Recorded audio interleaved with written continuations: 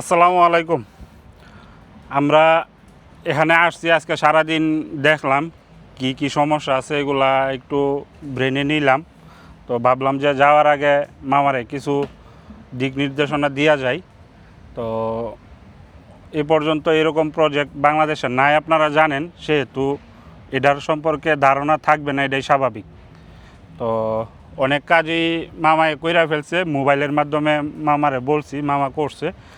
তো কিছু কাজ বাকি রয়েছে। এই যে অনেকেরই আবার যে ভিডিওগুলো দিছি আমরা কমেন্টসের মধ্যে বলছে যে ভাই বাংলাদেশে ঝড় তুফানের দেশ, বিভিন্ন সমস্যার কথা বলল। তো আমরাও শুনলাম, মাথায় নিলাম। তো ঝড় তুফান আসলে যে এগুলা একটু নাড়াচাড়া করব, বা এই যে উপরের এগুলা পড়ে যাওয়ার সম্ভাবনা আছে কিনা, সবারই প্রশ্ন থাকতে পারে। এটার সব কিছুরই সমাধান আছে। সমস্যা যখন থাকবো, সমস্যার সমাধানও থাকবো।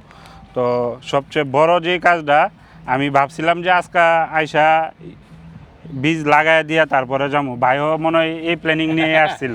হ্যাঁ, তো ইনশাল্লাহ। তবে হয় না, অনেক সময় দেখা যায় সবকিছু ব্যাটে বলে মিলানো যায় না। তবে অনেক আগাইছে আর কি। হ্যাঁ, যেটা হয়ে অনেকটা যাবে, অনেকটা ইনশাল্লাহ আগাইছে। আগামী সপ্তাহের ভিতরে তো হয়ে যাবে। এখন কিছুটা বাকি রয়ে গেছে। মানে এখন আমরা চাইলেই বীজ লাগাইতে পারতাম না, যদি লাগাই তাইলে হয়তো বা আমাদের ক্ষতি হইব।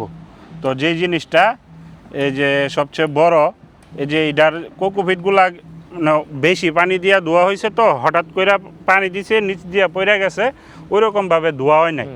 এই জিনিসটারে খুব ভালো করে ধুইতে হইব।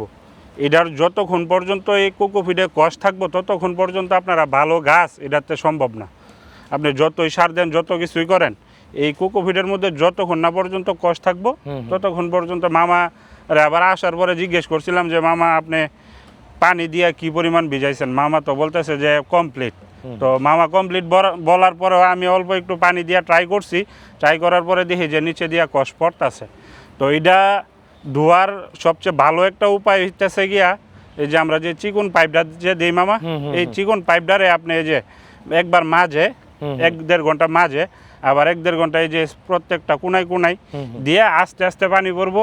এটা আস্তে আস্তে ভিজা কষটা একদম একদম জিরো হয়ে যাবো আর কি, একদম সাদা পানি পড়বো। যতক্ষণ না পর্যন্ত হালকা পানিতে ধুইয়া সাদা পানি না বাইর হইব, ততক্ষণ পর্যন্ত আপনার ধুইতে হইব।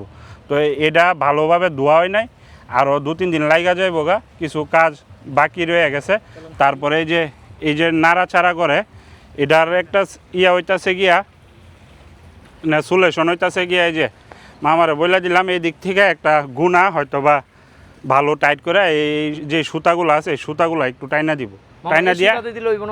হ্যাঁ হইব, এটা দিলে আরো সুন্দর হইব। এটা দিয়া একদম ই করে দিন, একটা যে লারাসারি না। এই যে এটা মাঝামাঝি আছে না, আপনি সুতাটা এনে পেঁচ দিয়া এটার মাঝে নিবেন, এই যে এরকম। তখন এটা এদিক সেদিক আর যাইতো না।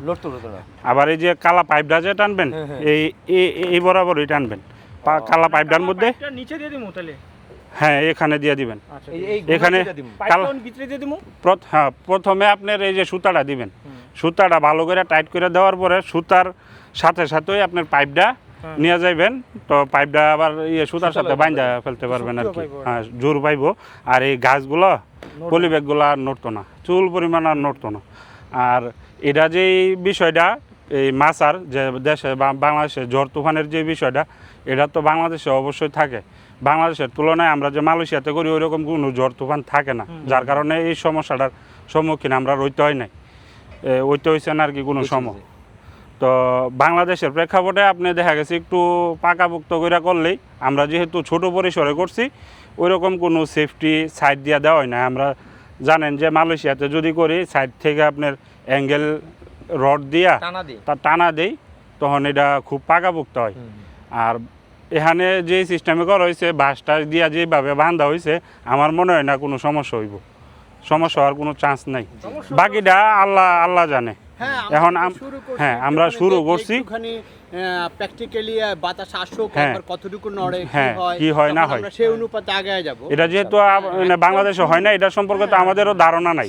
আমরা করার উদ্দেশ্য হলো যে সব দিক থেকে আমরা আরো জানতে পারবো আর কি, যে আসলে কি বাংলাদেশে সম্ভব কিনা। আরো সবাই ভাবে যে এটা মনে হয় আমরা বাণিজ্যিক ভাবে করতেছি। হ্যাঁ, আসলে তো ভাই আমরা এটা বাণিজ্যিক ভাবে না, এটা আমরা টেস্ট বেসিসে করতেছি। বাণিজ্যিক ভাবে করতে হইলে অনেক বড় জায়গা নিয়ে, ওই 5-6 হাজার, 10 হাজার, 20 হাজার পলি ব্যাগ নিয়ে তারপরে করতে হবে। আমরা শুধু এখানে 200 পলি ব্যাগ মাত্র 200 পলি ব্যাগ দিছি শুধুমাত্র পরীক্ষামূলক। আবার যদি হয়তো যে ছাদ বাগান করি তখন 20টা 30টা দিয়া করলেও ছাদ বাগানের একটা আইডিয়া আসতো, তখন আর আমরা বাণিজ্যিকভাবে যেটা করবো এটার আইডিয়াটা আমরা হইতো না, যে মাছার মধ্যে করলে কীরকম হয়, সমস্যা হয় কিনা, এই ধারণাটা আমরা পাইতাম না। যার কারণে আমরা 200 পলি ব্যাগ দিয়ে মোটামুটি একটা সিস্টেম হয়েছে, অনেকগুলা পলি ব্যাগ একটা মাছার মতো তৈরি হয়েছে। এখন এটা থেকে আমরা বুঝতে পারবো যে ভবিষ্যতে কি এটা করা যাইব কিনা। আমরাও করছি, এখান থেকে আমাদেরও আরও বহুত কিছু শেখার আছে। এখন আমরা আগে শিখি, তারপরে আপনাদেরকে এটা সম্পর্কে আরও বিভিন্ন ধারণা দেওয়া হইব, আমরাও শিখবো, আপনারাও শিখানো হইব। তো ভাই ওই যে ধৈর্য ধরতে হইব। নিচে তো আছে একটা অপশন। হ্যাঁ, ওটা দিয়ে আমরা আপাতত চলতে থাকি। হ্যাঁ। তো যাই হোক, ভিডিও আর লম্বা না বানাই, এই আরও 3-4 দিন অপেক্ষা করতে হইব। আমরা বীজ লাগাইতে গেলে ভালোভাবে কোকোপিটটা একটু ধুইয়া নিলে, যেহেতু আমরা প্রথম করতেছি, এত তাড়াহুড়ারও দরকার নাই। একটু সময় নিয়ে আমরা কাজ করি, ভালো কাজটা করি। আর ভালো একটু সময় নিয়ে কাজ করলে ধৈর্যের ফল মিষ্টি হয়।